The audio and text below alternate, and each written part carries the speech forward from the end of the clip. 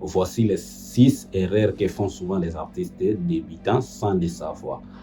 Alors, je me présente, moi c'est F Manaf. Restez avec moi du début jusqu'à la fin de cette vidéo. Vous allez apprendre à dessiner facilement. Et surtout, si vous êtes débutant, prêtez bien oreille et puis vous allez comprendre qu'est-ce qui fait que vous traînez souvent à l'apprentissage. Si tu es nouveau sur ma page, enregistrez la vidéo pour la retrouver facilement. Alors, si c'est possible, téléchargez-les, abonnez-vous, on entame directement. Erreur numéro 1.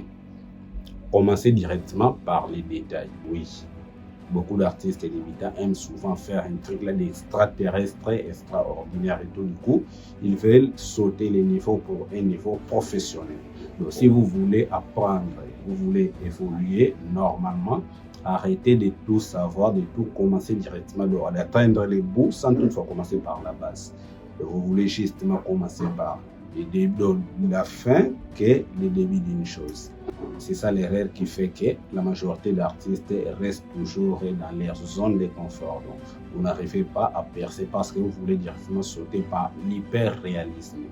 Voilà, le mot hyper-réalisme, je ne sais pas trop, beaucoup d'artistes aiment souvent atteindre ces niveaux-là. Bien sûr, c'est notre rêve à nous tous, mais on va là-bas progressivement avec le travail. Lorsque vous travaillez, c'est à ce moment-là que vous allez atteindre les niveaux hauts. Donc, c'est ça. Ne vouloir pas atteindre le niveau haut sans toutefois commencer par la base. C'est ça l'erreur numéro 1. L'erreur numéro 2, appuyer trop fort sur les crayons. Donc c'est ça. La majorité d'artistes, et surtout quand ils sont débutants, même en commençant par faire la méthode de quadrillage et tout, du coup, tu vois, ils commencent à appuyer trop fort.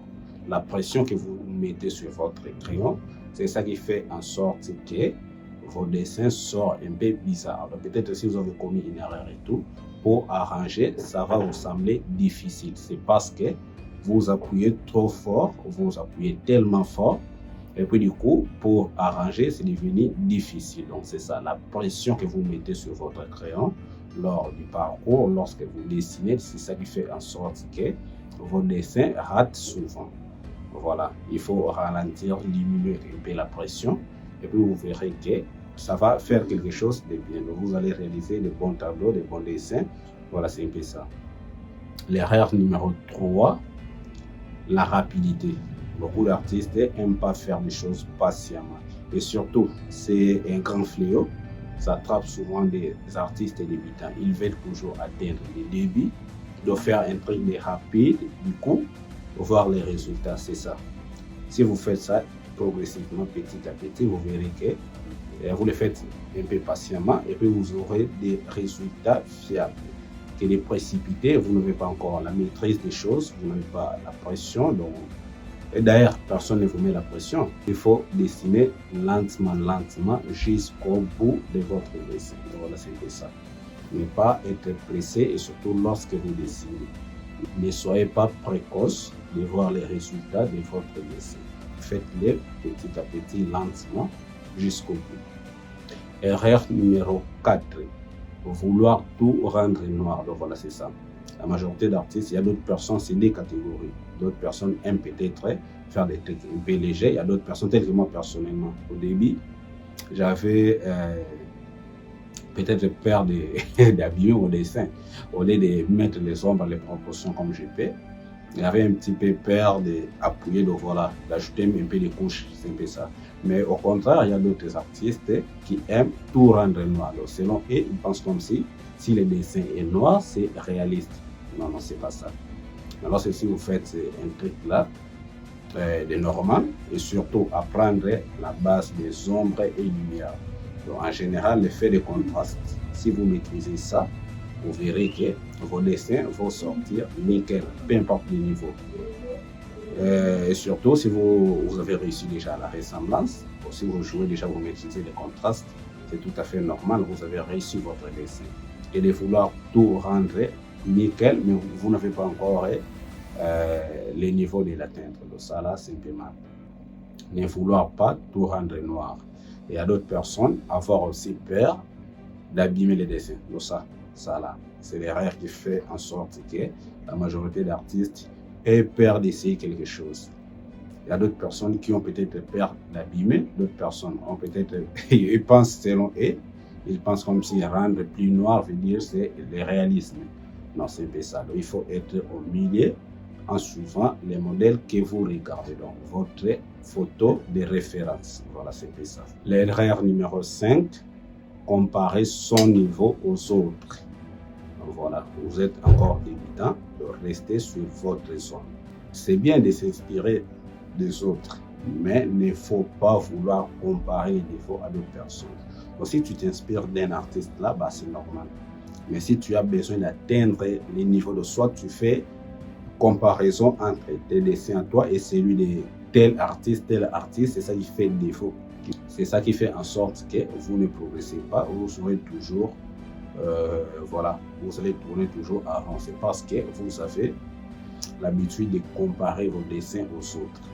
Le point numéro 6, c'est ça le plus capital. Les matériels, les choix du matériel. Voilà, vous avez des talents, c'est normal. Mais si vous manquez de bons outils qui peuvent vous aider à atteindre les niveaux que vous voulez, c'est ça qui fait en sorte que vous tournez à rond. Voilà, c'est bien d'avoir un talent. Et d'ailleurs, les talents, la majorité d'artistes, bon, peut-être tout le monde le dit ça, les talents c'est inné, mon talent c'est inné, personne ne m'a appris et tout. Mais il faut avoir de bons outils qui vont accompagner votre niveau. Voilà, par exemple, vous êtes bon, vous dessinez bien, mais si vous manquez du bon matériel, c'est nul. Mais vous allez faire aussi mieux avec ce que vous possédez, mais avoir des matériels professionnels, des matériels spécialisés sur ces domaines-là, c'est ça qui fera en sorte que vous progressez aussi rapidement. Voilà, investissez-vous, misez sur votre talent et surtout boostez votre talent avec du matériel professionnel. Si vous manquez du bon matériel, peut-être vous allez me donner raison. Prenons l'exemple, vous voulez travailler avec du fusain et que vous ne les possédez pas.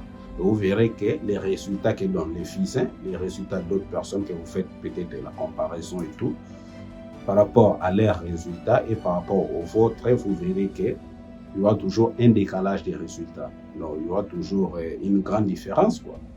C'est parce qu'eux, ils utilisent du matériel professionnel, mais vous restez avec du matériel bas de gamme destiné aux enfants. Et surtout, pour les artistes qui dessinent avec du matériel là de 5 000 qu'on va à Zando et tout, là, courage.